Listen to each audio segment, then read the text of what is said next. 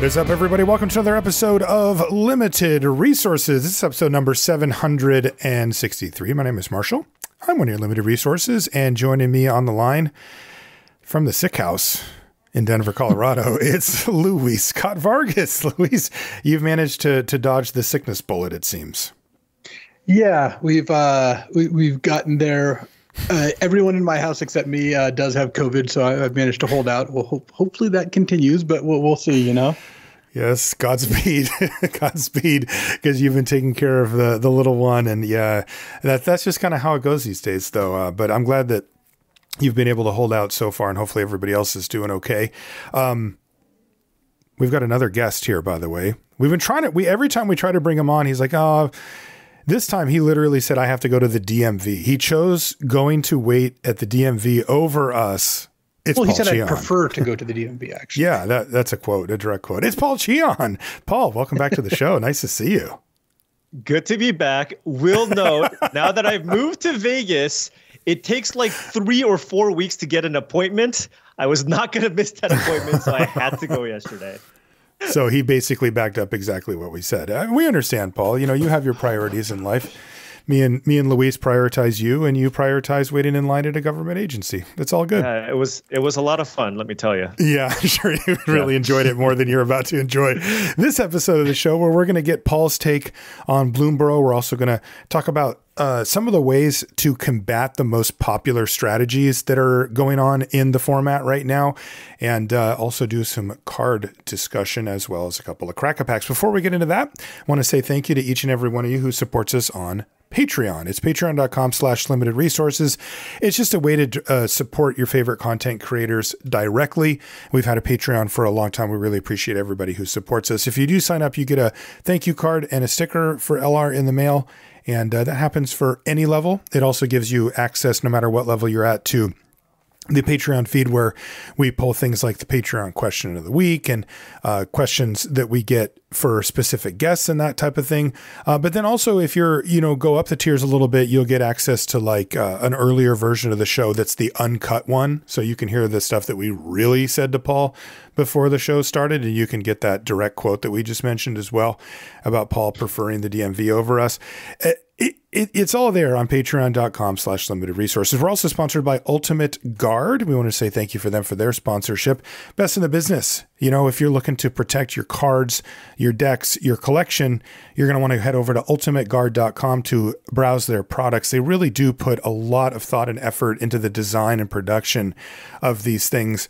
And, when they first came out, they really leveled up the playing field as far as the level of quality that you could put into these types of products. And they have kept that going the entire time. Again, you can go to ultimateguard.com to check out their collection, and you can pick it up at your favorite local game store or your favorite online retailer. Thank you, Ultimate Guard. We do appreciate it. We've got, I just put up a brand new Patreon question of the week, by the way. Let's see. We'll just start with the first one. This one comes from Douglas, who says, question for Marshall. Now that we're a month out, or so post Pro Tour MH3, how are you feeling about abstaining from international coverage trips? Do what's best for you, but I really missed your commentary in the booth. Thanks, Douglas. I appreciate that. Mixed feelings on that for sure. I wasn't at the Pro Tour in Amsterdam, and I had made that decision way earlier. Actually, I was discussing it with Paul. Paul was the talent manager at Wizards of the Coast. So he was basically my contact and the person that I talked to there. And I decided way earlier, before the season of the year started, to not go to the Europe trip. I have, a lot of stuff going on at home, and those type of trips were really kind of taking their toll just from the travel and the jet lag and all that kind of stuff. And I found myself just sort of not really feeling excited about that. And so I thought I'll try taking it off this year. And that's what I did. And, really mixed feelings on it. It's very weird to watch a Pro Tour from home. I definitely had a lot of FOMO. I was able to do more stuff, and there was definitely some upside to it too. So a little bit mixed there. The thing about this one, though, that I will say that where I would fall on this one is that I wish I would have gone, was the Kai stuff. Watching that from home was really touching, watching Huey's speech and that kind of stuff. But I couldn't help but just think I should have been in that building, and I saw some photos on social media with like Luis and TBS and Kai, and I'm just like, I should have been standing there. So that part, and that isn't a normal thing, of course, at a pro tour, but that part definitely, I do wish I would have gone to that one. I'm undecided still on the big picture stuff, though, when it comes to doing the big travel and all that kind of stuff on those. Thanks for the question, though, Doug. I do appreciate it. Let's do... Oh, before we get into the Cracker Packs, Luis, you going to make a little extra money this weekend?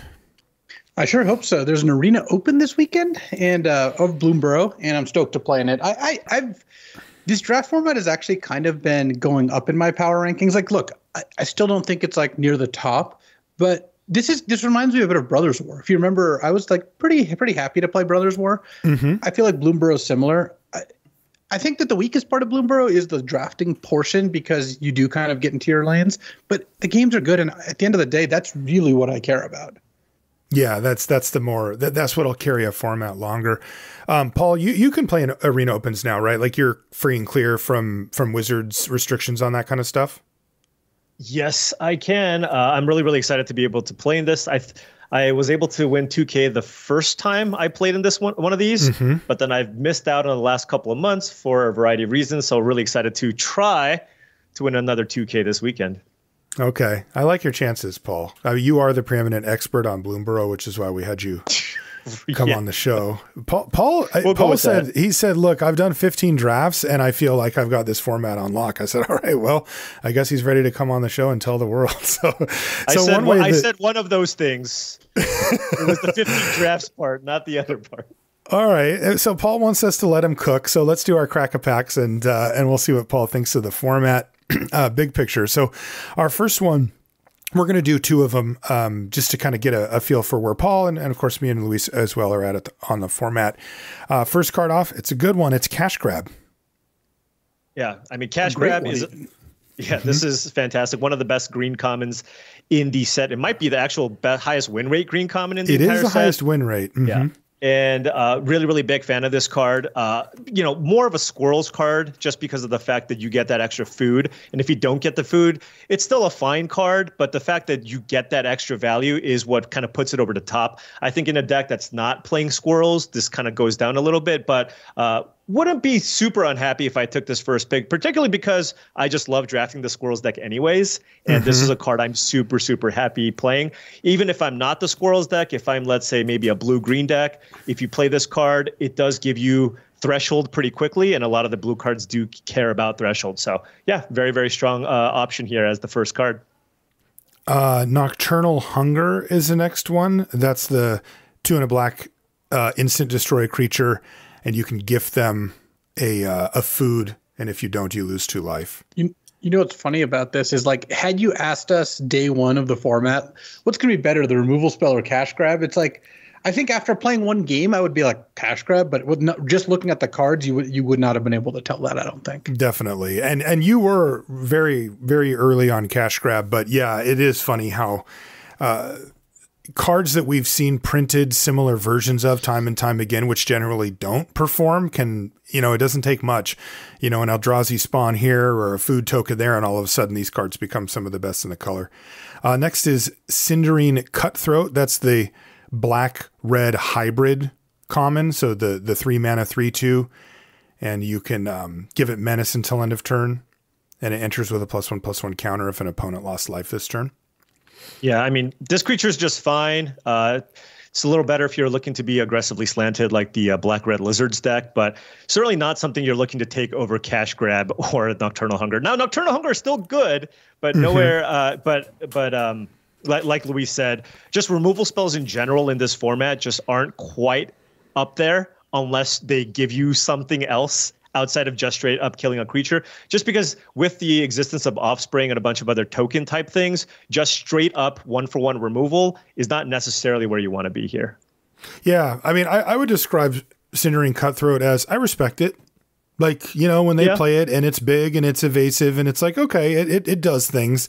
But like you said, I mean, it's not even close. This pack's a little interesting because our first 2 commons were like pretty dang good. Like, it's going to be hard to overcome these. What do you think about the Cutthroat, Luis? I think it's a totally playable card. It's at its best in red-black, unsurprisingly, because that cares about the lizard type and also has lots more ways to ping and stuff. But it's not a card I've been so high on that I want to start the draft with. This one, it feels like a solid, like middle-of-the-road C. It's just not that much better than that, I don't think. I'm curious, how does it compare to Daggerfang Duo, which is our next card? That's the 2 and a black 3/2 Death Touch, and when it ETBs, you can mill 2 if you want. I like Daggerfang Duo quite a bit better because the mill 2 helps both rats and squirrels. That's the duo it is, of course. And a 3/2 Death Touch is pretty nice. I think part of that is baked in because that squirrels is so much better than lizards. At least I drafted a lot more than lizards, that I would prefer to start to have a squirrels card. But it's still, I think just a 3/2 Death Touch versus a 3/2 that's sometimes a 4/3 that sometimes has menace. The duo basically wins on just about every category.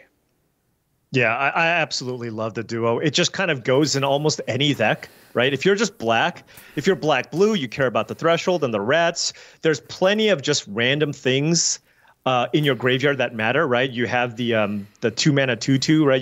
If you just randomly mill one of those and you can return creatures from the graveyard, that's good.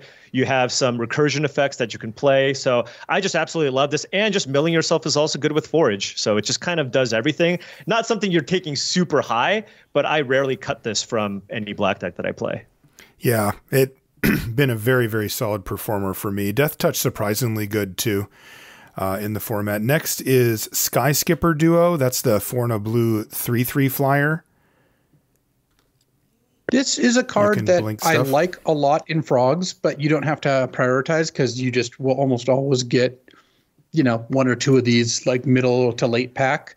And I don't tend to play it in other decks because that's the only blue deck I usually play. Though I will say this, I'm not ready to talk about it on the show this week, but I have been working on what a blue-black rats deck can look like to try to win, and sometimes you can get there. I just don't think you end up there very often. I'm just trying. Mostly for me, it's trying to figure out what are the reasons to draft this deck, not how difficult is it to draft the deck once you're in it. Because I do think that most of the color pairs are pretty on rails. Like when you're drafting bats, you just take the cards that say bats or life gain on them, and you will usually be right. There's not that often when you deviate from that. But I think there is something to blue-black. I've lost to good blue-black decks before. I'm trying to figure out how you get into them because it's not take the signpost uncommon or common. Those are clearly not the ways to get into the bad color pairs like blue-black or blue-red. But there are some times when you should draft it. Like out of 100 drafts, it shouldn't be 0 of those colors. So I'm trying to figure out the best way to kind of drill down into that. That being said, yeah, Sky Skipper Duo is a blue-green card, and I don't typically play the other blue combinations that often, so it's not a card I'd want to take early. Yeah, I mean, at this point, I don't think there's any blue common I would even consider first picking. I feel like blue is a color has 0 depth and has only a handful of cards, at least at common. It does have very powerful uncommons and rares, and some of the signpost cards are also really strong. But for me to go into blue, it's a situation where blue has to be so clearly open from the people that are passing to me that puts me into that color combination. Whereas I'm not necessarily actively looking to be blue. The only color combination with blue that makes any sense or does well is blue-green. And that's mostly predicated on the strength of green and not just the blue cards, right? The blue just has some of the nice complementary pieces, but I think a lot of that strength just comes from the fact that green is the best card in this, best color in the set. Yeah, blue, clearly a support color. But the good news is that cards like this actually do fit into that deck. But like you said, none of them elevate it to the point of actually wanting to pick. Waxwane Witness is next. This is the 3 and a white 2/4 flying vigilance. And whenever you gain life, it gets +1/+0 during your turn. Yeah. I mean, this is just a solid creature if you're solidly in the white-black life gain deck, right? If you just have some Moonrise Clerics and Agate Assassins or whatever, you can turn this on and you can just get in for 3, pretty good deal of the time. And then it's got Vigilance, so it can play offense and defense. Never taking this highly, but if I'm playing a black-white bats deck, it's probably one of the 4 drops of choice for your deck. You think so, Luis? Just black-white card or... I think that you will play this in a lot of the bat decks, but I don't think it's a card that you basically should never take this over another card. Like you should never take this over a card for your deck that, this is basically the bottom rung of playables. Like I have seen it be okay and I've played it before, but it's the card that like when you're deep into bats, this is your last card. That's just not a big selling point on a card. So yeah, it's totally playable, fine.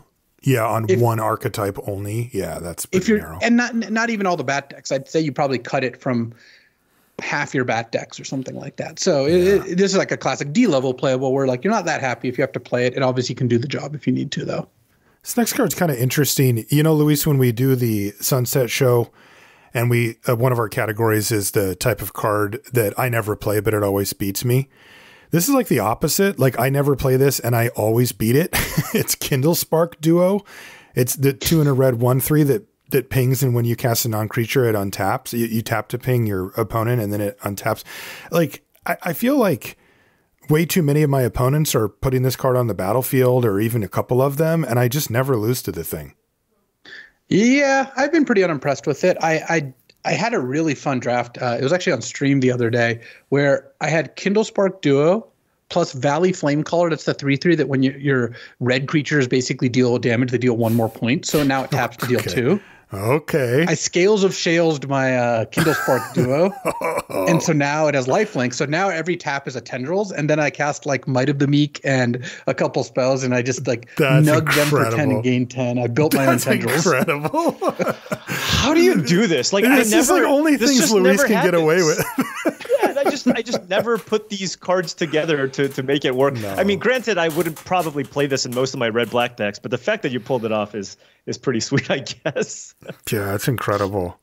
Yeah, I don't know. Maybe it's just is it just the presence of food that knocks this thing down? Like just sacrificing 1 food for 3 life is just like a huge swing when your opponent's trying to, if they're leaning on this thing as a way to actually kill you. I think that is definitely part of it. I think a big part of it as well is that spells aren't that good in this format. Creatures are better. So the rewards for drafting like a spell deck are just not really there. And it also seems to me that it doesn't deal enough damage. It just does not compete with how much damage some of the other things that you can output are. Like normally the idea is this is the duo, red-black duo, right? Or sorry, blue-red duo. But in red-black, the lizard deck, I think this card is generally a little slow and the deck doesn't have enough creatures. So it's just missing support kind of across the board. So I don't think the card is particularly good. Yeah, I mean, I'm normally a fan of these, but not here. Yeah, I also just think the sizing of it, just for the cost, is just a little too understated for what you're running into in this format, where everybody's kind of trying to get onto the board early. There's a bunch of 3/2s in the format, right, that just attack and you can just attack through this. Even Baker's Bane Duo can just turn into a 3/3 and attack through it. So it's just a horrible blocker.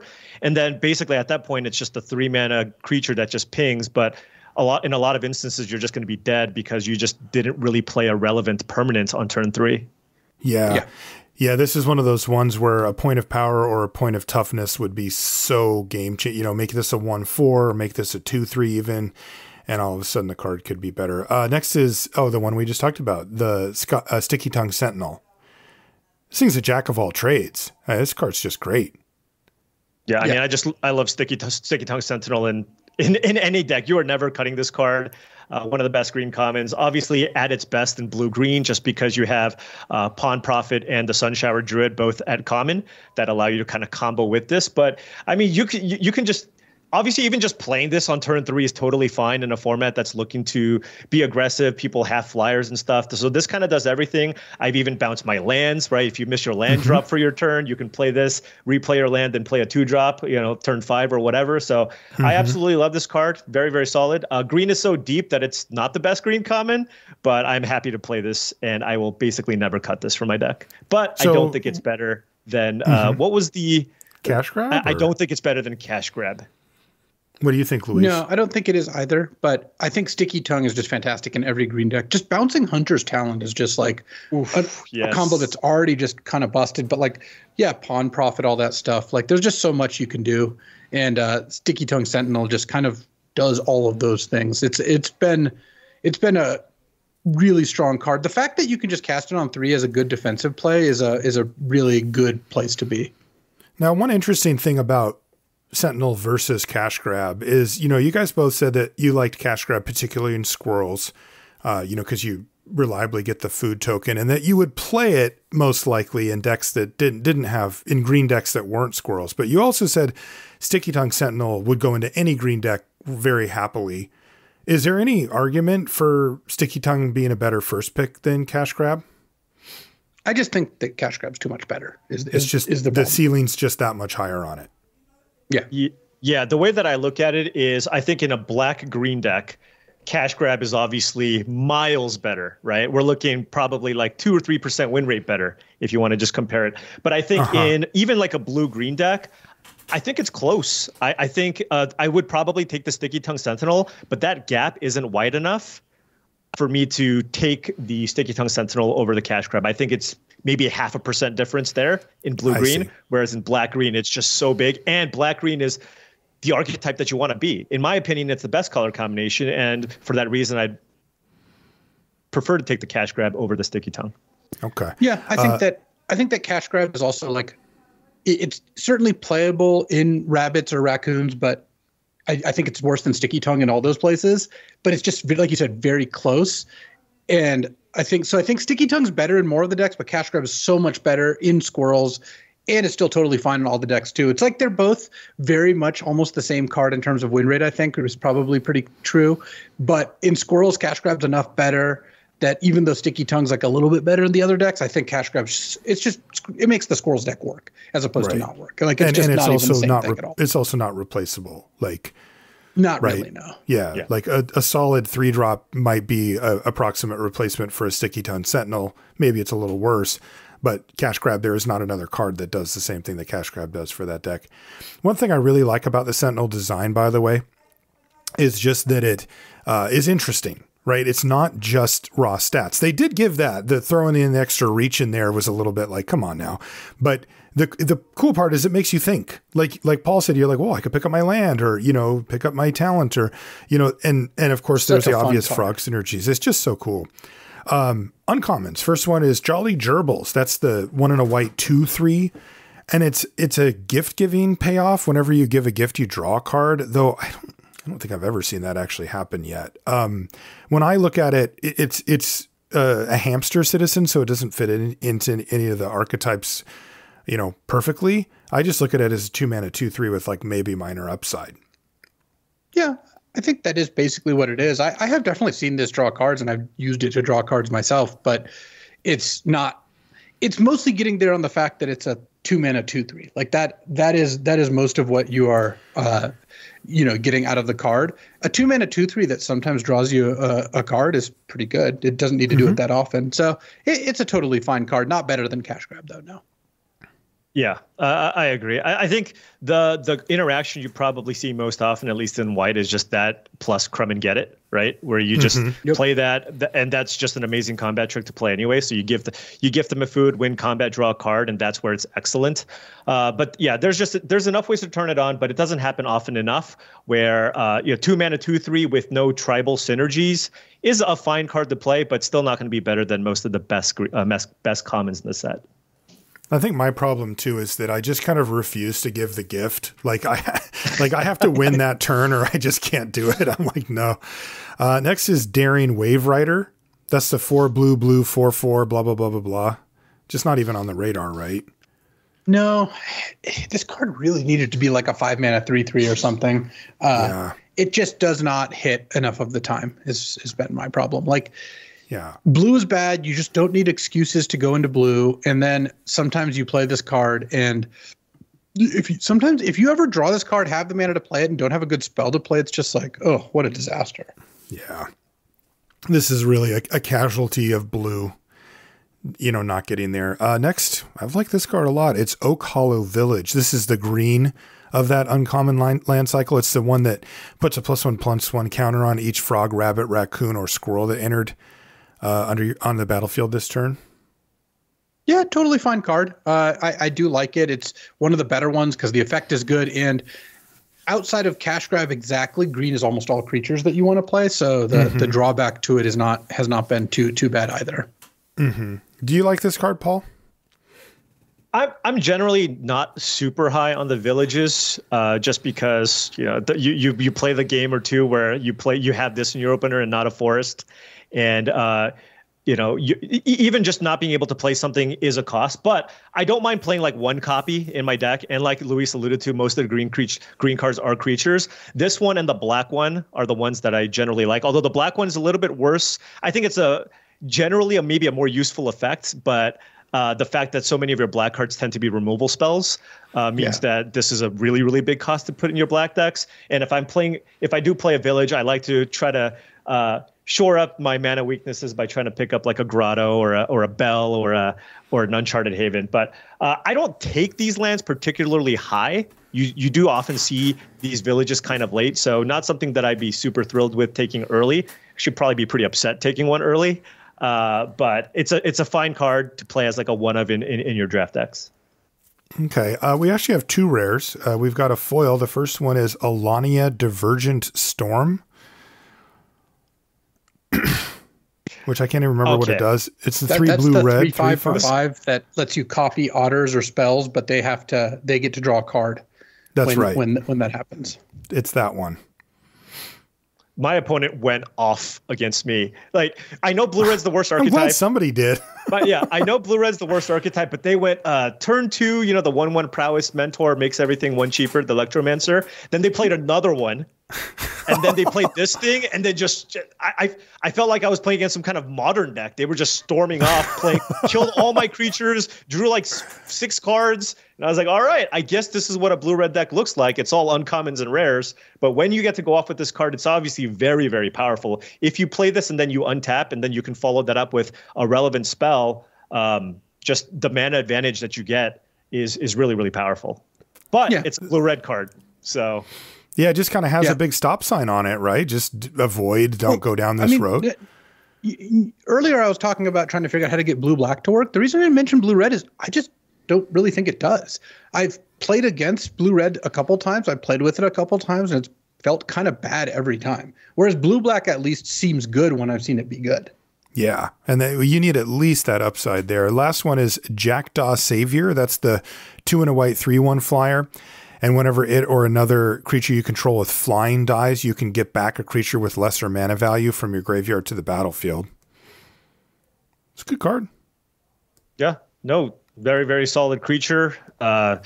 Oftentimes you can trade this and then get a 2-drop back. Or if you have more flyers, I've had a deck that had, I think one of my recent drafts, I had 11 flyers in my deck with this card. So just getting great. All kinds of value and obviously gets in for a good chunk of damage. So I do think it's kind of close. I would probably take this over the cash grab just because I think they might be close, but just it's a rare and I'm excited to be able to play with cards like this in general.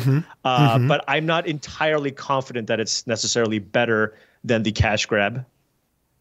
What do you think, Luis? I agree exactly. Like I think if it's day 2 of the Arena Open, draft 1, I'm taking cash grab because I just think that starting with cash grab is awesome. I think right now, if I were to open this like in a draft, I would take the Jackdaw Savior and try to build a little around it. Part of the cool thing about that card is that it doesn't really ask much of you. You just need to cast it, and then it's good. Like that's it. It doesn't really have like a combo going exactly. Yeah, I would take cash grab out of this pack primarily just because it's like deep in my comfort zone right now. Like the 2 decks I've drafted the most have been squirrels and frogs, and yeah, so I would be very happy just to take a green card and try to kind of stake my claim there earlier. Jackdaw Savior is a solid card, but it's not quite enough to pull me away from at least making a shot at getting green going. Okay, let's do another crack a pack. Our first common for this one is Psychic Whirl. That's the 2 and a black sorcery that has some discard 2 cards, and if you control a rat, you surveil 2. Is this a part of the rat deck, Luis? I don't think this card's particularly playable, to be honest. Like that's been I have not found experience. So either. You seen anybody play this thing, Paul? I don't think I had to. For a second, I was like, what card are you talking about? Just because I've already, like, this is not a card that stands out to me when I see a pack. So totally. I think this format is just far too aggressive and playing to the board is just far too important for you to play a mind rot type effect. Yeah. And rats being a lesser archetype, hopefully Luis can crack the code on it, but we know it's not the obvious good type of archetype hurts that too. Next is Ravine Raider. That's the black 1/1 with Menace, and you can pay 1 and a black to give it +1/+1 until end of turn. This card has not done much. Do you guys like this in the Lizards deck? I at first thought this was going to be a pretty good part of the Lizards deck because I was like, oh, like it's a cheap Lizard. That's probably great just right there. It enables like the Bloodthirst type effects. Like, maybe a Ravine Raider is just going to be kind of like what Sunshower Druid ended up actually being, which is a nice little 1-drop that just greases the wheels and makes the rest of your deck work. My experience so far with the Ravine Raider has been that it is just kind of bad. Yeah, I'm surprised. I think the biggest thing is there's just not enough ways to get advantage out of the fact that you dealt a damage to them, because that does matter for some cards, but there's just not as many as you might think. Like you look at the Cindering Cutthroat and you're like, oh, okay, yeah, there's probably a bunch of other stuff, and it's like, well, how many cards care that you've dealt damage to them? Flamecash Gecko, the Cindering Cutthroat, like there's another couple cards maybe. There's not even that much that I can think of that's that important to have hit them. That's just not a major part of the theme. Yeah, I think if it was more supported with that Bloodthirst stuff or whatever, we would have seen the Raider see a lot of play. But as it stands, no. Next is Mind Spiral. That's the 5 mana. Another card which I think can be part of winning games, but is so slow that it's just really not easy to kind of get this thing going. Yeah, it's way too slow.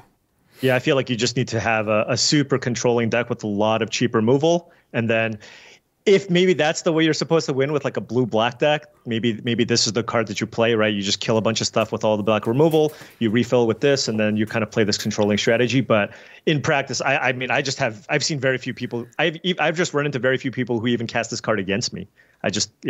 For this specific format, it's just not even something that I want. I think I want people to cast this card against me. Like I feel like my win percentage goes up. Yes. Longstock Brawl. This is the green sorcery that fights, and you can gift a tap fish to give your guy +1/+1 counter. This is probably the one that I think I've seen the most where people actually give the gift, like because this allows you to win the fight.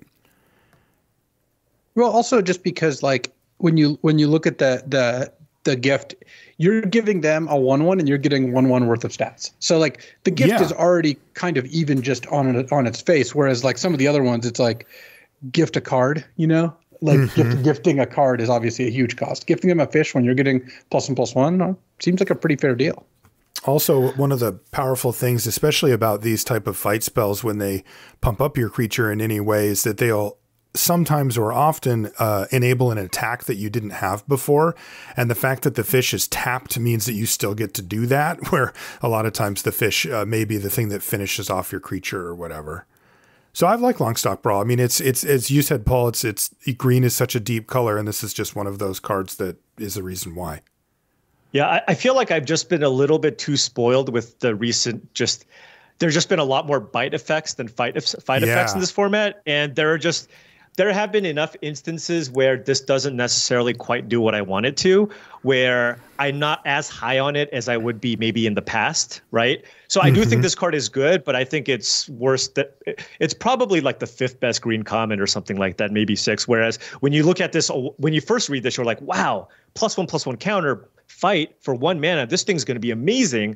I just think it's decent, but not quite as good as it looks. So I'm just going to give fair warning to a lot of people who look at this card and treat it as like a removal spell that you take very highly, whereas I think it's more of a middle-of-the-road type card that you'll put in your green decks. What if I am really good at card evaluation and exactly as good as it looks is how good it is to me? Well, it's okay. All you have to do is tell us how good it is, and we'll all know, Luis. Well, I agree with Paul. It's all right. Come on, man. Thanks, Luis. Thanks for adding that. Raccoon Rallier is next. It's 1 and a red for a 2/2 that you can tap it to give target creature you control haste at sorcery speed. I think Raccoon Rallier is just kind of, it's fine as a filler level type card. It's probably at its best in the red-white deck because it's just a free way to turn on your Valiant effects, right? You get a bunch of free Valiant triggers. So in decks like that, where you have like the one red, 1/1, the Challenger, Heartfire Challenger, you play this on turn 2, and then you can just continue to grow that along with a bunch of other things. I think that's where it really shines. But even then, I mean, it's a 2-mana 2/2. It doesn't really, its combat stats aren't great. There are instances where it does something, but there's a bunch of instances where it doesn't. So not something I'm looking to take very highly. Yeah, I agree. It's great in nut draws. Like I've played against a red-green deck that played this and then just went like 3-drop, 4-drop, 5-drop. And it was like, yeah, I lose really badly. But there's a lot of games where this just kind of sits in play. Red-white, definitely the best home for it, followed probably by red-green. Agreed. Yeah. Yeah, it is definitely amazing when they play it on 2, and it's very scary when they get like not only the trigger off of Valiant, but also you're getting smashed by whatever they curve out into. But any other time, it's not so good. Next is Agate Blade Assassin. This is the 1 and a black 1/3, and when it attacks, the defending player loses life. You gain a life. I've played it. It's been on the battlefield for me. It's fine. Yeah, it's fine. You can put in your red-black decks and your black-white decks. I guess those are kind of the 2 decks where you would be okay playing this because you're guaranteed to get the damage in, or the life gain trigger might synergize well with maybe some other bats that you might have in play. But obviously the 1/3 body isn't great. Now, if you do have some Scales of Shale, it's a lizard, right? You get to use the combat trick to get people. It's a lot of kind of hard to connect with this card after turn 3, right? Because we're just looking at a 1/3. But if you can have some combat tricks to go with it or some removal spells, it can do something. But it's a type of card that you get kind of pick in a pack, right? You're just like, oh, all right, I guess I'll kind of put this in my black-red deck and black-white deck, and maybe I can find a home for it. But again, not something that I would be happy first picking. Yeah, I mean, the only reason I've ever played it is because it costs 2 mana. Yep. Like that was the defining feature of why it made it into the deck. Warren Elder. I gave it wings. You give it wings. Okay. I gave it wings. That's when it was sweet. That's pretty good. Warren Elder. This one's been good. This is the 1 and a white 2/2, and you can pay 3 and a white to give creatures you control +1/+1 until end of turn.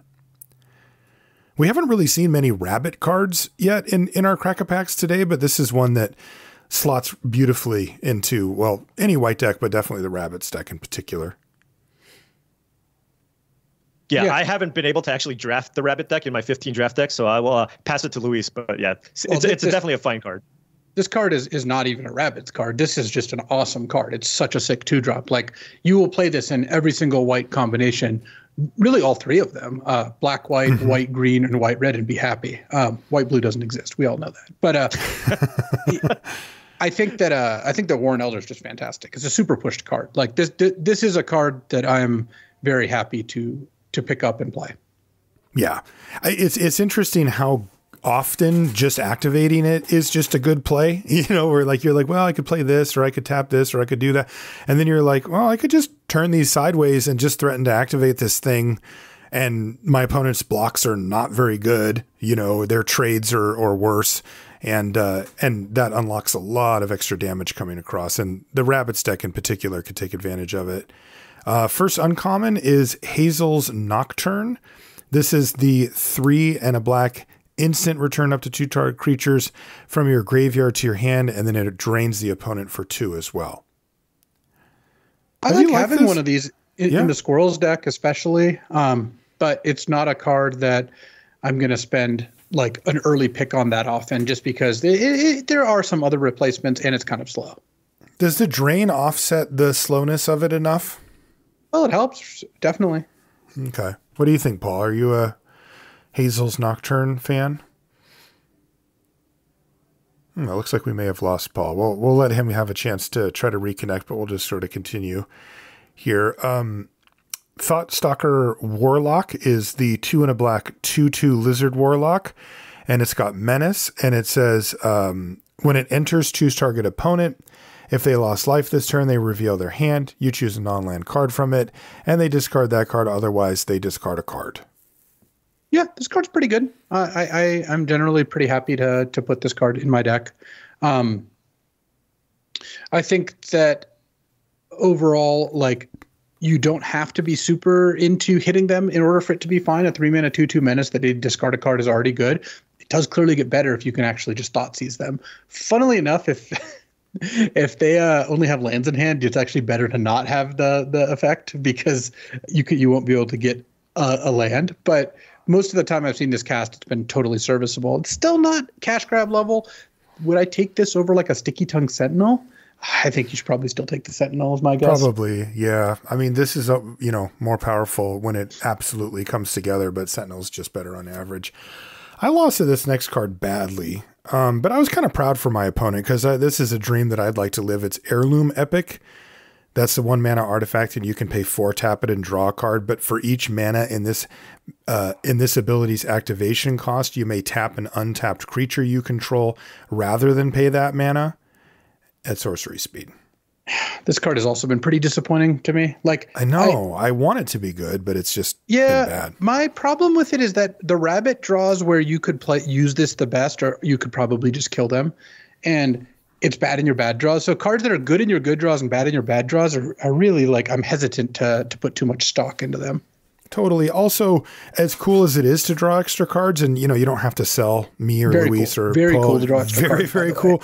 It's just like how often would this better just be like, pick a random rabbit common or something like that, and your win percentage is just higher than if you had tried to do this. I found myself in a stalemate against this card, and it was great. My opponent, they won because of it. They drew 6 extra cards over the course of the game, and it's like, okay, you're that's good. But I have to say, like, if they just would have played a C-level creature in that spot, they probably just would have won the game 5 turns earlier. Like, because I was already kind of on the ropes, and this let me hang around in there, and I just didn't have an answer for it. Short bow, that's the 2-mana equipment. The equipped creature gets +1/+1. It has vigilance and reach, and the equip cost is 1. We liked everything we saw here. Have you had a chance to play with or against? I haven't yet. Yeah, I almost look at it kind of like a red, white, gold card, where I think it's pretty good if you're doing Valiant stuff, and it's just not that good outside of it. But in those decks, it can be quite strong. Yeah, I mean, the stats are here. It's nice to get an extra bonus off of Valiant. Okay, so this is pre-rares. Now, this one was a much worse pack. We had fewer stuff. Is it just the Warren Elder that you're looking at out of the commons and uncommons? Does the Warlock crack the list? I would not say the Warlock is what I want here. Yeah, I guess I'm on Warren Elder still. That's not something I'm very happy about. Yeah, your other choices would be like Longstock Brawl, Raccoon Rallier, maybe. Hazel's Nocturne. I mean, none of these are better than the Elder, right? I think Elder's better than Longstock Brawl. I'd rather start in green than white, but they're pretty close. And Elder, I'm just always happy to get. There's also, like, there are replacements to Elder, but there's not, like, there are a lot of replacements to Longstock Brawl. I think a 2-drop with a great ability is hard to replace. Right. Okay, our rare is Muera, Trash Tactician. This is the 1 green-red 2/4 at the beginning of your first main phase. You add red or green for each raccoon you control, and it is a raccoon itself as well. And whenever you expend 4, you gain 3 life, and whenever you expend 8, exile the top 2 cards of your library until the end of your next turn. You can play those cards.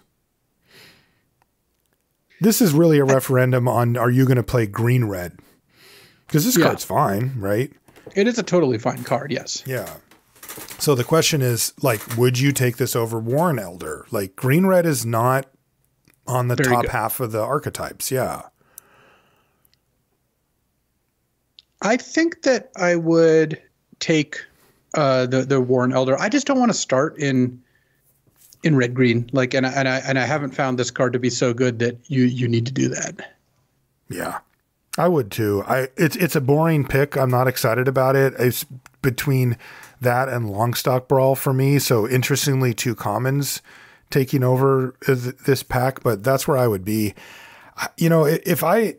If red green was the type of deck that I saw come together often enough where, like, you're the only person in that color pair and there's some nice payoffs and then it can kind of work, I would consider taking the Trash Tactician, but I feel like it's just below that level. You just don't need to lock into a bad deck from pick one. Like you don't need to be the direction you're going. And Moira is not the kind of card that I would want to splash or, works in like anything but exactly the deck that it looks like. Like it's just good in the red, green, all raccoons deck or lots of raccoons deck. So whereas Warren Elder, it's good in any white color combination, and it's a 2-drop and it's one color. Like I just don't think it's that close. Paul, have you played much green red? That was my very first draft, actually. I opened a Hugs, and then I got past the Moira. So we have a Moira is our rare in this Crack-a-Pack. The cards you missed, by the way, I think were something like Warren Elder, then we had Hazel's Nocturne, then Thoughtstalker Warlock, that's the one that thought seizes them if you've hit them, then Heirloom Epic, the Jam Day Tome type card, and then Shortbow, the cheap equipment, and then our rare is Moira, Trash Tactician. Yeah, I would take the Warlock. The Warlock is the 3-mana Warlock. The Thoughtstalker Warlock. Yeah, that's one of the better uncommons in the entire set. And that card is just absolutely fantastic. And whenever my opponent hits me with that thing, I just feel like I can't win. I just feel like if I'm on the draw and they go 2-drop into that, and I'm just like, what the heck? It just gives you so much value, and it's even got menace on it too. So I'm a big fan of the Warlock. Okay. Yeah. I've been shying away from that deck, from the Lizards deck in general, but I mean, if it's really good, this could be the type of card that could sway me into trying it out. I would have taken the Warren Elder, just as it sits right now, but you've kind of convinced me. I mean, is it that good? Then I'm kind of in. So bigger picture here, now that we got the Crack-a-Packs done, Paul, one of the things that, I've been getting feedback from friends and online and stuff, and, we're kind of back to business with Bloomburrow as far as the format being fast, being in some cases unforgiving, definitely having that feeling in the back of your head when the game starts that stumbles are punished quite badly in the format, that it's very on board, that it's very combat centric, and depending on how you approach this can be a feature or a bug, these are some of the things that are my favorite about Limited, combat centric and on the board, but also, it has felt a little bit like making a comeback has been difficult, that type of stuff. Now, if that's the case and the format in general is an assertive on the board and relatively punishing environment, it is up to us to try to figure out ways to combat that, right? Ways to defeat the faster or on the board draws. So I wanted to talk to you, Paul, about some of the ways that you've been doing that. And one of the things that I found really interesting when we were doing the research before we started recording is I took a look at the top commons on 17 lands, and the top 6 go like this: Savor, which is a removal spell and also makes a food. So that's definitely good at slowing down a quick draw. Carrot Cake, which kind of splits the difference between being a part of a good quick draw, but also it's a food, which is kind of interesting. Cash Grab, which we talked about before, but critically can make a food token. These are in order, by the way. Scales of Shale, which, as we mentioned before, gains life. Then Intrepid Rabbit. So that's right where you'd think as far as an assertive, aggressive format would go. But then the sixth one, the last one after that, is Baker's Bane Duo, which also makes a food. So 5 out of 6 of these either make a food or gain life somehow. So I wonder if we're seeing, the way that people are winning are by drafting things that combat those really quick assertive draws. Yeah, I think that's why I haven't. I know that it's really important to get on the board and that this format can be fast, but I feel like we've at least been given the tools to be able to fight the aggression, right? There are certain formats where there's a bunch, you curve out 1, 2, 3, and you feel kind of helpless, and there's just not much you could have done. But this doesn't feel like that, because there's just cards like Savor. There's really, really good removal available to be able to fight whatever aggro draws your opponents might get. The only outlier here is the Intrepid Rabbit. Whenever your opponents are on the play and have an Intrepid Rabbit draw, that's where it feels a little bit hopeless. But outside of that, you can kind of match what your opponents are doing. And in a lot of decks that I've drafted, I do have the early interaction, but the existence of all these cards that gain you life and the existence of all this food does mean that I've had plenty of games where my opponents do try to beat me down and I just stabilize, because at the end of the game, I'm at like 3 or 5 life. I crack a food and boom, I'm right back into it. So it's not surprising that 5 of the top 6 cards are cards that have life gain attached to it, because I just think that allows you to fight the black-red decks, the red-white decks, and the green-white decks. Luis, what ways have you found to combat the faster or on the board type of draws from your opponents? Is it food centric, or what else?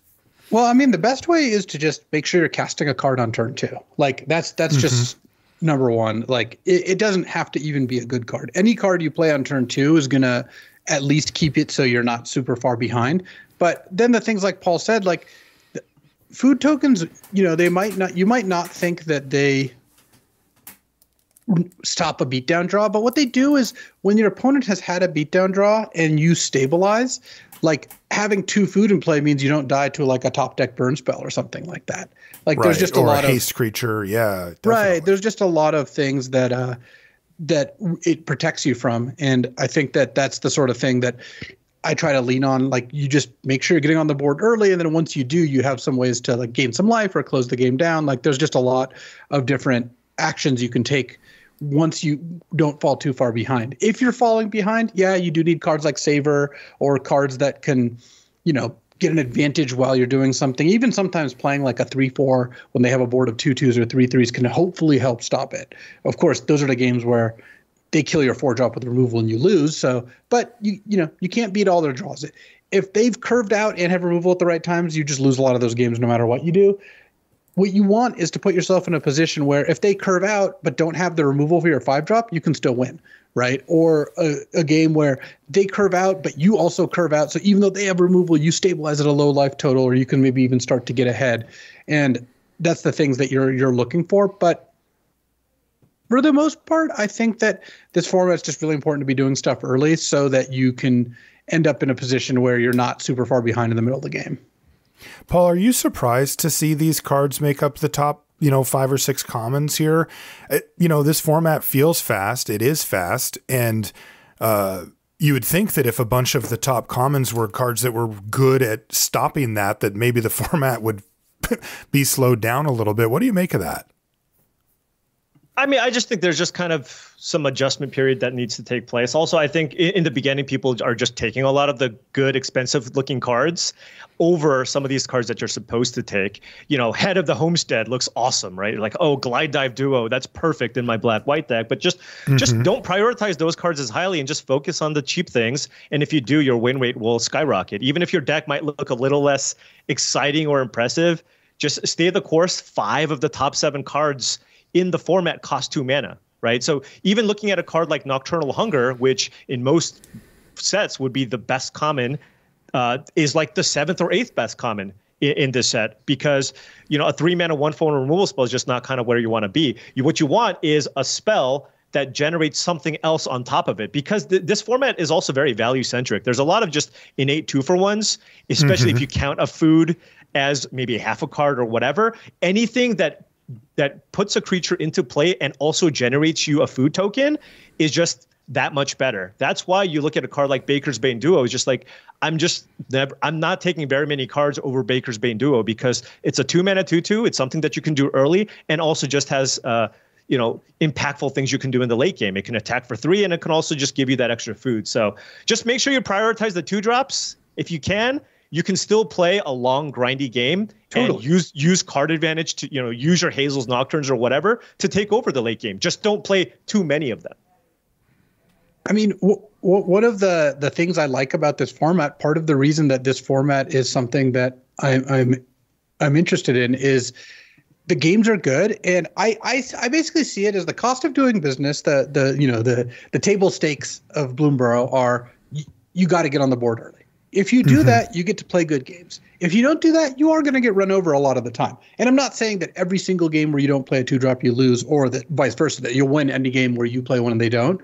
But I kind of feel like if you can get a 2-drop into play and kind of compete with what they have going, the door opens to some pretty long, interesting games. I have just been able to actually do some cooking if I get to the point where you can actually like use stocking the pantry or use the talents, these are all viable things. You can win with all those cards, but you can't do it by doing nothing until casting a turn 3 divination, which, if we're being honest, was never really that good of a strategy in any limited format. It used to be that you could get away with it. Now you absolutely cannot. There's like one where it was good and a whole bunch where you could do it. Yes. You know, yeah, but not honestly, to be confused with good. the story of me and Paul's like first 5 years on the Pro Tour was just like, you could do this. You're not really going to get an advantage out of it, but you can kind of get away with this because you and Paul being like, quite good enough yet. Yeah. Draw cards? Yes, please. Yeah. I don't care how much mana it costs. But you know what this kind of reminds me of though? I just feel like this is kind of draft is self-correcting, right? In the beginning, people are drafting these really streamlined green-white decks with triple Intrepid Rabbits. They just shouldn't be getting them very late. And you're getting run over. It doesn't feel good. And the format feels like it's terrible, right? And this reminds me of Murders at Karlov Manor draft, right? Where you had that Boros deck, which was Novice Inspector into 2-drop, into 3-drop, into some kind of Inspired Charge effect. And you're like, wow, this format sucks. But as draft self-correcting, there's too many people drafting this white-green deck, and then there are people who are figuring out the proper ways to combat these aggressive strategies. The format gets better over time, which is kind of, MKM, honestly, after week 1, I was like, man, I'm going to go back to cube draft. Like, this format's terrible, right? And then after playing with it a little bit more, learning how to draft the blue-green decks or what have you, I was like, oh, I can actually find ways to stabilize against these red-white decks. And I think that's the case here, too. Green-white maybe looked a little bit too pushed in the beginning, but now I feel like black-green's better. I have, on average, just done way better drafting these black-green decks that are better at stabilizing, that have a better late-game plan than the white-green decks. And again, because everybody's drafting the white-green decks, you're not getting all the rabbits and all the gold-white stuff as often as you did in week 1. Yeah, and we have to hope that is self-correcting. I did just check, by the way, for the Premier draft, for the speed. The two things we look at when we talk about the speed of the format, are the average number of turns that it takes to finish a game. And then also the other factor that emerges from this is the game win rate on the play. So this is drawing a comparison between if you win the die roll, how often you win the game. And of course, in kind of a perfect world, you'd want that to be around as close to 50-50. You don't actually want there to be an inherent advantage, right, to winning a die roll. And this is something that we've brought up on the show over the last couple of years because things have crept faster and more advantage game win rate on the play. And I had mentioned this before, but I did have a chat with some Wizards of the Coast designers, and they said that they are aware of it. Mark Rosewater has also mentioned it online as well, but that was relatively recently, and they designed these card sets. How far out, Paul? Is it a year and a half? Is it a year? Yeah, it's. I mean, last time I was on the team, which was a few years ago, it was about a year out. So if they make any adjustments, it takes time. Even when it comes to feedback with regards to limited, right? I think maybe people might have been talking about how green is weak or whatever, and then all of a sudden, a year later, green is absurd. So it takes a little bit of time. Yeah. Right. So and I have to say, we are. Unfortunately, but also like kind of used to it and not that big of a deal. We're right back on the horse. The Bloomburrow is, if we count MH3 in the mix, it's the third fastest set that we've ever had on Arena. So it's not quite 1 or MH3 speed. MH3 I feel is a little different, given the power level. So if we just compare it to the normal sets, it is behind 1, but 1 is the fastest of all time on there. But it is in its own category 1 step off of 1, and it is the second worst, and it is in fact worse than 1. The only other one is, you mentioned it, Paul, MKM for game win rate on the play, and it's coming up on about 53.5% for Bloomburrow to be on the play. We don't need to rehash all the negatives with that. These are things that are generally not good for the longevity of formats, but it is also something that we've gotten used to.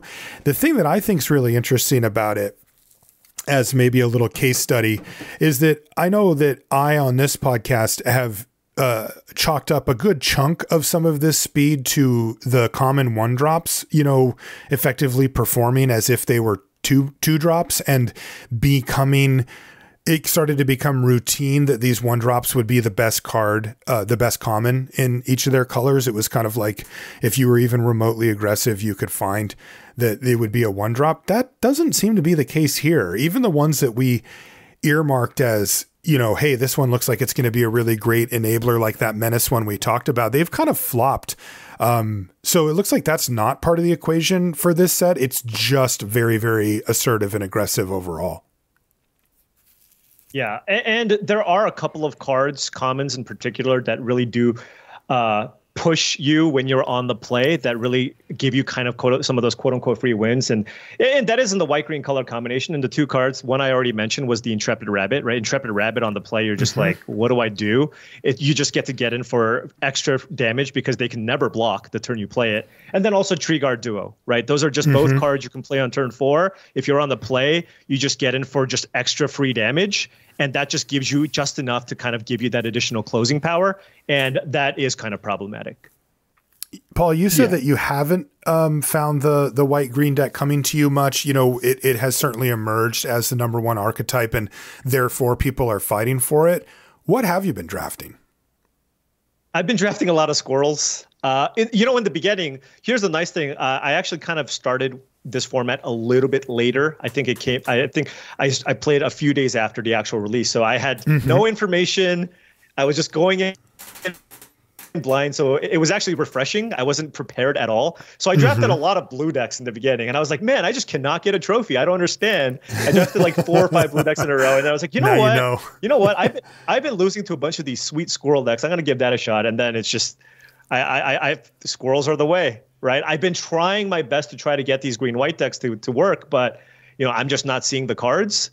And admittedly, I haven't done enough drafts. I've only done 14 or 15 drafts, and I've been rabbits exactly once, but I think I've been squirrels 4 or 5 times. And it is by far my highest win rate archetype, and for good reason. I mean, the deck just green and black are among the best colors. I even had a deck where I wasn't even squirrels.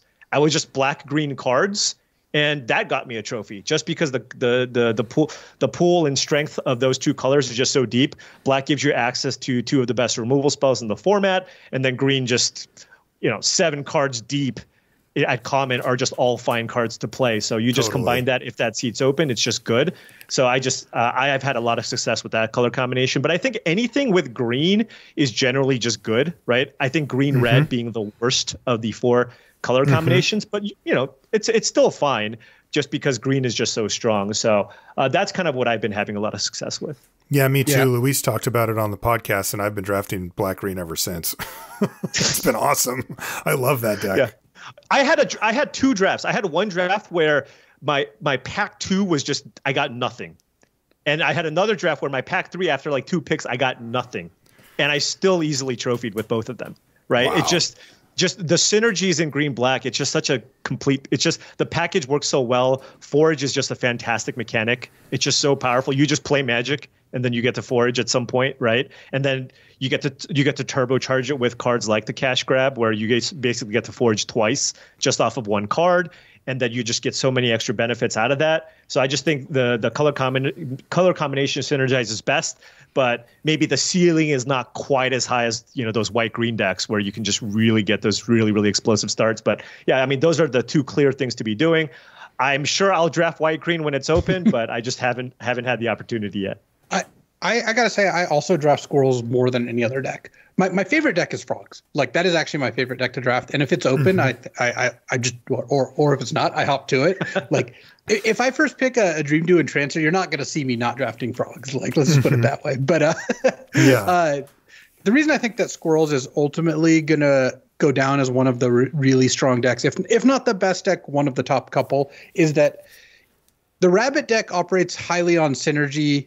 And a lot of its cards, like Carrot Cake, is just not that good of a card if you're not doing some way to take advantage of it. Don't get me wrong. It's a great card in this format. I think you should take it early. But you got to admit, a lot of its strength is based on how it works with the other cards. Squirrels has some of that for sure. But a lot of the Squirrels cards just work kind of by themselves pretty well. And Squirrels gets to both play as a beatdown deck or a control deck, classic mid-range.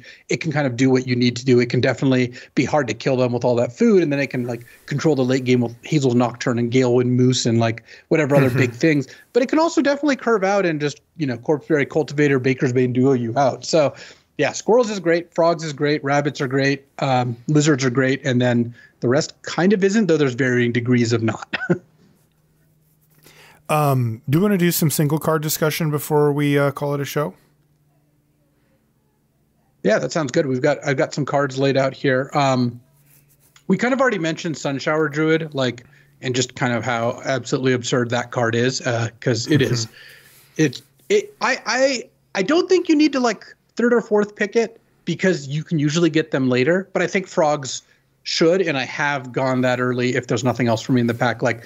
Third pick's a little aggressive, but I took a fourth pick one the other day after taking a Dream Dew and then a Long River Lurker, and I'm just 85% to be Frogs, and in that deck, Sunshower Druid, I want to play two of them, and I want it's basically if Sunshower Druid's not good in your Frogs deck, you do not have a good Frogs deck. Right, exactly. That is the only deck it's good in, right? No other green deck really wants the card. I have played it in a black green deck that had Stocking the Pantry, and oh yeah, okay. It was okay to play there, and it's really good with the Mist Elder, the 1 green for a 2/2 that bounces a creature every turn. Oh yeah, that's ridiculous. That card that's the exact card you want with it, but yeah, I view it as mostly a blue-green card, not really a non-blue-green card very, very often. You can play it, but yeah, if you have a bunch of Sticky Tongue Sentinels or what have you, you can still play it, or you're lacking some cheap things to do. It's still a 1-mana 1/3 that gains you a life that kind of allows you to hold the fort before you get to your late game. But yeah, I mean those two cards. I mean the great thing about these cards, the Pawn Prophet and the Sunshower Druid, is they're effectively blue-green cards that you get really late. But if you're blue-green, it's the best thing to be doing at common. Definitely, they're the 2 highest win rate commons in the blue-green color combination, and those are cards that you get 6th, 7th, 8th pick. So yeah, if you're blue-green, you just take these very, very highly. Pawn Prophet is I think just the best card for the blue-green deck, just because when you have one of those in your draw, it makes all your other cards work. It's just all your other Blink Frogs just draw you a card. The difference between a Pawn Prophet and a hand where you're going to go Long River Lurker into Sky Skipper duo is it's like an Ancestral Recall if you had that on turn 2 versus not. It's exactly an Ancestral Recall. Yes, it is. Well, it's better. It can block. But yeah, it can block.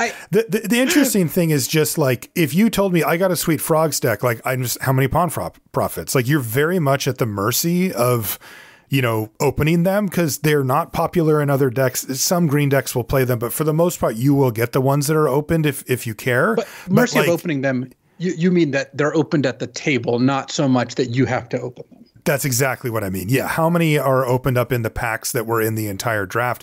And then once you get them though, there has been some really interesting, play pattern dynamics that I've seen, which is I'll play a Pawn Prophet on turn 2, get my card. And I just wonder if my opponent's supposed to just kill it. It feels so bad, right? To be savor your Pawn Prophet, right? It's just it's a 1/1. They already drew the card. You just don't want to be in that business. But man, I always look down at my hand and I'm this Pawn Prophet unlocks all of this. If that Pawn Prophet's gone, my hand's kind of whatever. I wonder if people are going to start, I haven't seen it yet, but if they start just killing Pawn Prophets, to take care of it, because, there's a few cards that kind of break up that, because normally you could just wait until they play the frog thing, then targets it and then kill the Pawn Prophet. And then they kind of burn that trigger. But, there's cards like the double bounce, the one in a blue bounce, my guy bounce, your guy, these type of things can break that up. And then you try to use your removal spell then, and all of a sudden your day's going real bad. But yeah, I'm curious if people start pointing removal spell at Pawn Prophets anytime soon. I mean, a good way to look at it is if I play a Pawn Prophet on turn 2 and my opponent, let's say they have a 3-tree Mascot out, right? The 2-mana 2/1 this with minor abilities, pretty bad. Most of my opponents have not been attacking there. They should attack there. You should 100% attack your 2/1 into the Pawn Prophet on turn 3. I would not block in a good draw. In a bad draw, I guess I would, but it's not like your 2-1 is getting better anyway. Like it's going to get dominated by pawn profit at all points in the game. So really, I think you make a great point. I think this might be like the single most actionable piece of advice from this whole show is that pawn profit is such a big asset for frogs that if your opponent plays one on turn 2, you should almost always offer a trade of a 2-1 for it, and often think about just killing it with removal at some point, because it really does make the whole deck work, and that's something that you really got to keep in mind. But here's the problem, though, right? I agree that that's correct to do, but if you're the blue-green player, you're still ahead. And that's the problem with the card, and that's why the card is so absurd, right? It's the thing. It's like, yes, you can adjust your strategy a little bit. You can kill it if you need to or offer the trade. But at the end of the day, you're still up a card, and it's just a common that you took. It's a 2-mana 1/1 that draws you a card. And that's why this color combination is so good. And that's why this card is so important in that deck. It's just pawn profit is the truth. It's extremely powerful. And if you are in blue-green, you should be taking this over most cards. Yeah, it is almost unpassable in blue-green. Yeah, I just think a good way to look at it is that like it being in play is worth multiple cards for the Frogs opponent. So unlike most cards of this sort, you as the opponent, you should actually treat it as something that has value while in play. Who put Stargaze on this list? Oh, that was me. I wanted to mention Stargaze because even though I think that the card is not the best, I think that having a card like Stargaze, like this is kind of like a bad Hazel's Nocturne. Hazel's Nocturne, I think, does this in a much stronger way. But I have found my black decks do want like 1 to 2 cards of that nature so that you can win the game when the game goes long, because that is something that is not just a gimme.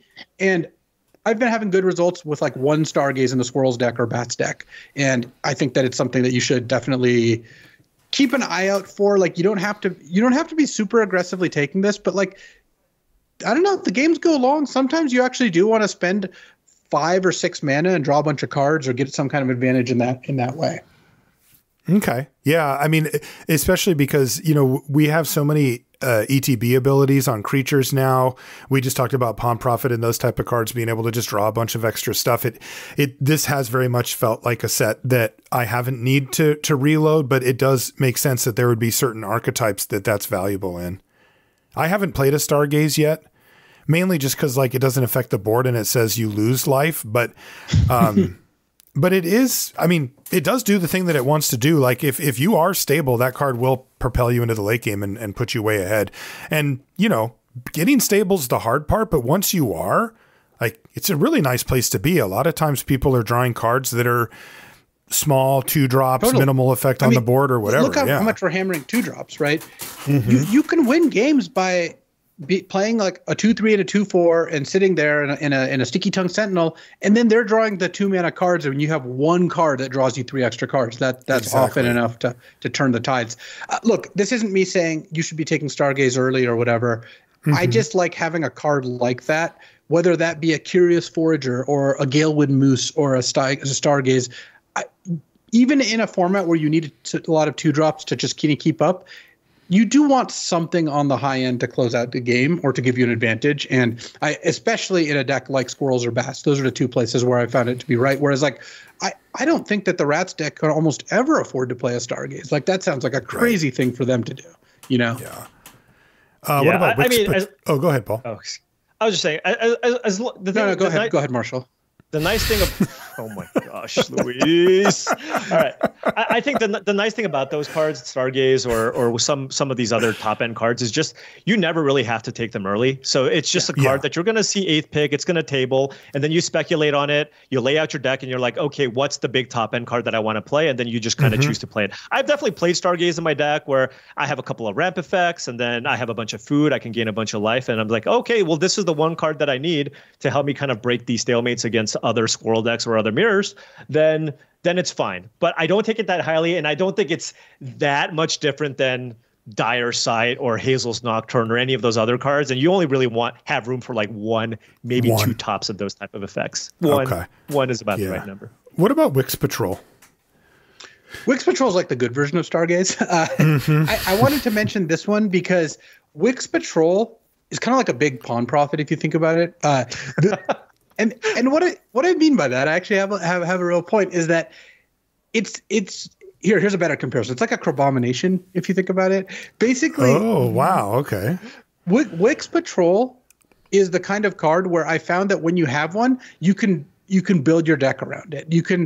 You don't need to like take every card with, Wix Patrol as the thing you're thinking about. But what I mean by that is you can play Wix Patrol, and then when you have Wix Patrol, you should prioritize a couple ways to bring it back, because you just end up in a spot where you cast this on 6 and then you bring it back after trading it off. And then the second cast of Wix Patrol is often you're up so many cards at that point. It's just such a high value creature that if I get one of those in the first couple picks, I'm definitely looking for ways to recur it from the graveyard, ways to find it. Like black-green is the best home for this. It is good in blue-black, this is because it helps you get to threshold and all that, but black-green can like find this easy, mill other cards with cash grabs so that the -X is big, and have like, Hazel's Nocturne, Curious Forger, Bonebind Order, just ways to get it back. And so Wix Patrol, I found like the addition of one just completely changes how a deck plays. I actually had a deck I drafted. I was like, well, this is a pretty good Squirrels deck, but I didn't really get any removal. But I'm like, well, I do have one Wix Patrol. And then I just probably cast it like 1.5 times per game every game because like you just draw it and then recast it, and it's just really good. And you're good at digging for it and all that. Yeah, it basically all of the kind of like pieces of the puzzle there. Yeah. And then you also had Stocking the Pantry on your single card discussion. Yeah, and I kind of touched on it a little bit earlier, but this with like Sunshower Druid and Squirrels cards, like it can be pretty good. You can get to the point where this kind of starts humming, and like I had a deck that had like 2 of the Sunshower Druids, 3 Tree Scribe, like you have like Mist Breath Elder, and it gets to the point where the Stocking the Pantry has more counters than you'll ever use on it, and an emblem of 2/2 draw a card having infinite clues in play, like you're going to win a lot of those games. How many do you need to make it go? Like, because I had a deck that had an Innkeeper's Talent that puts +1/+1 counters. Yeah. Highly recommend. And yeah, which is just a great card, just a really great card in and of itself. But I had a Stocking the Pantry that I picked up, and I think I had 2 other cards that could put +1/+1 counters on. Like, is that enough? If I have one super card and 2 like things? I like usually like 5 or 6 ways, maybe 7 overall, with like 2 of them being pretty good. Okay. Like recurring sources, something like that. Yeah.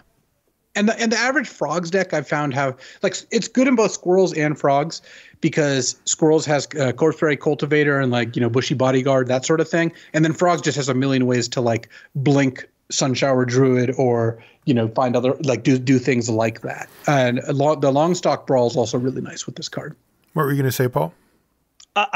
I want to say that I'm, I guess, less of a believer in this card in general. I feel like it's definitely a build around, and but I just caution people that I think too many. I just, the hope for me, because we're trying to make everybody. Saying I can put it in decks, but other people shouldn't. Yeah, exactly. I'm saying. Everybody's going to listen to Luis here and be like, oh, I'm going to cook like Luis and put Stocking the Pantry in my deck with like 5+1/+1 counter effects or 4+, and it's just not going to work out, and it's just not going to do anything.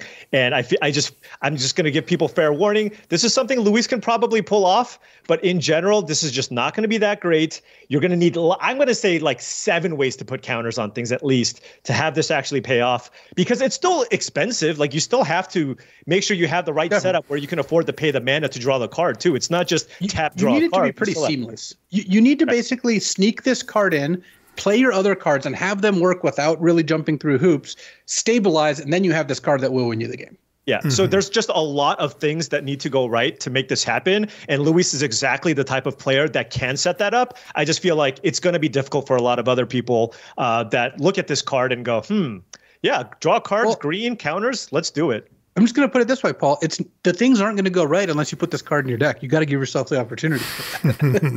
Or you draw it and it's a mulligan.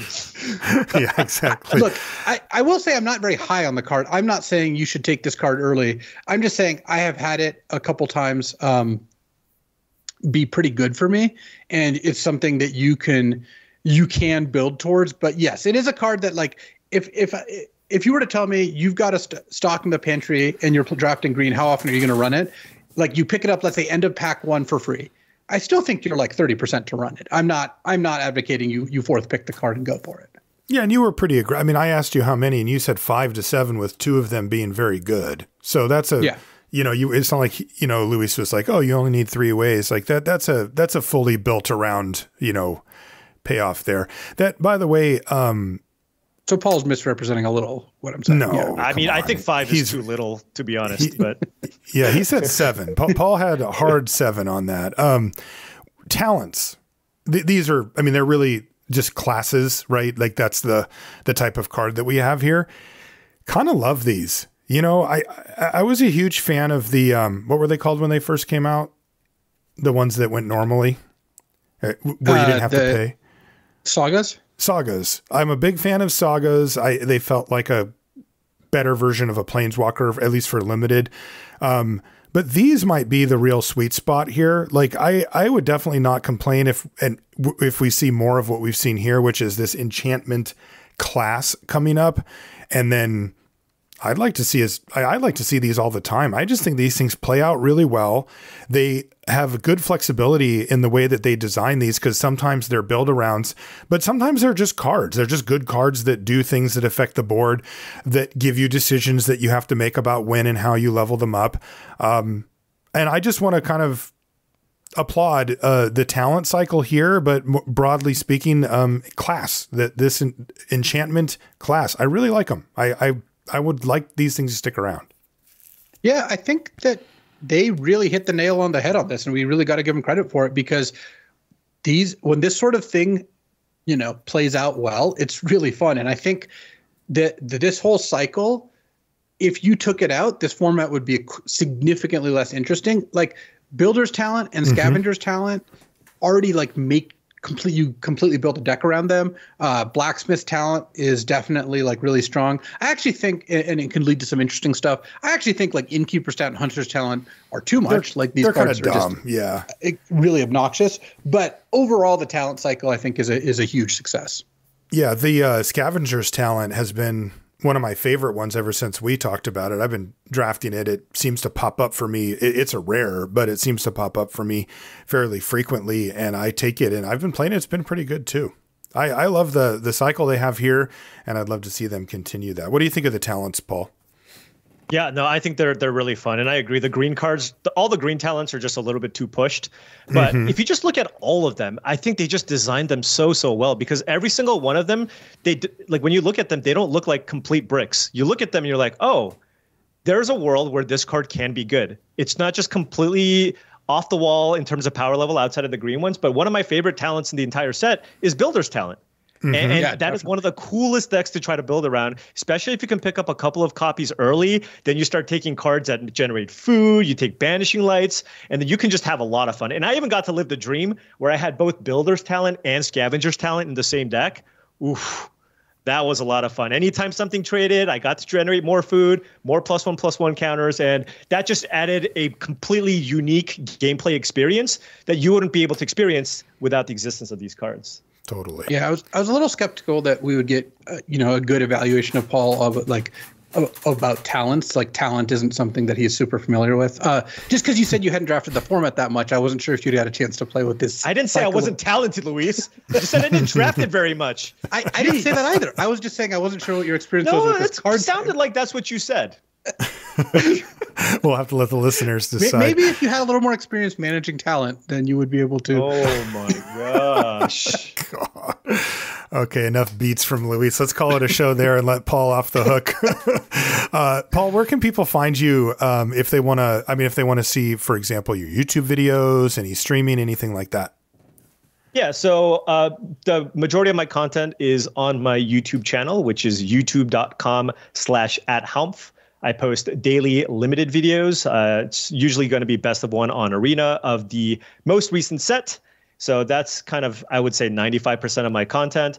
Other than that, I have twitch.tv/Hampf, which I will occasionally stream on as well. And yeah, those are the two best places you can find me. And you're doing current set daily drafts on your YouTube channel, is that what you said?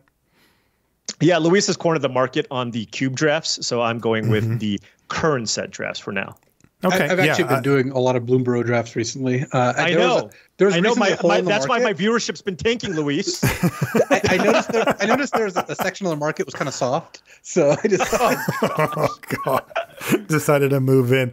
We'll put a link in the show notes to Paul's YouTube channel and his Twitch as well. So if you want to check that out, Paul, thanks for taking the time to hang out, and we'll talk to you soon. Yeah, my pleasure. And if you want to find Luis, he's LSV pretty much everywhere. I'm Marshall_LR. You can find everything related to the podcast over at lrcast.com. I want to thank everybody who supports us on Patreon, as well as Ultimate Guard for their support of the show. Thank you very much to everybody who supports us. We really do appreciate it. That's going to do it for this episode of the show. We'll see you next week. So I've been playing a new 1v1 format for those who like such things.